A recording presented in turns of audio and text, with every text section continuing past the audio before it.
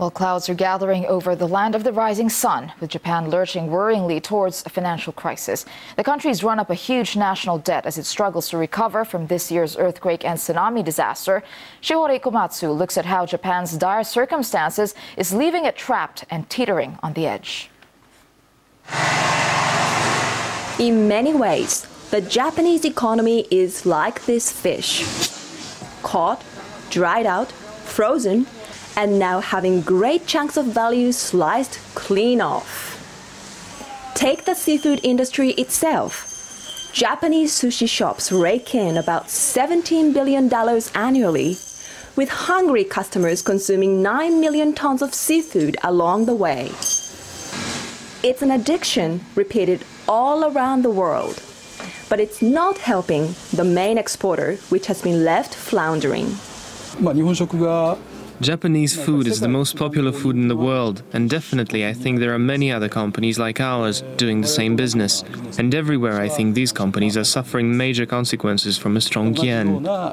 When the national currency is up, it pushes exports down. Japanese goods just too expensive to compete on the world stage. And as profits disappear, so do people's livelihoods. Stagnant growth, the strong yen, and the massive national debt. Some economists fear that Japan may be only a few years away from its own major economic crisis. And since this East Asian nation remains the world's #3 economy, the consequences of that would be global. This is something Japan's political leaders are determined to avoid, and many are calling for urgent action. Japanese industry can probably endure the current 75 yen to the dollar level for a little while, but if this situation doesn't change over a longer period, I think we're going to see Japanese factories and large companies move their operations overseas, places like Vietnam, Thailand or China. This would lead to a hollowing out of Japanese domestic industry and create unemployment. Japan is facing an extraordinary economic crisis. Despite the worries of ruling party lawmakers, it is not clear there is anything the Japanese government can really do to prevent the soaring yen from leaving Japanese businessmen starved of money. In Japan, the linen supply industry is gradually losing its ability to sell their products.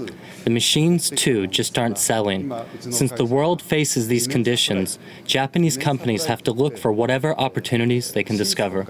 But that's not going to be easy in a country where the government itself is deeply in the red.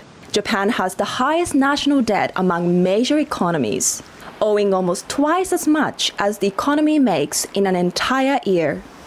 Couple that with the funds needed to rebuild after the devastation unleashed by the earthquake and tsunami earlier this year, and it seems Japan is fighting a battle it may not be able to win. Shihori Komatsu, RT Tokyo.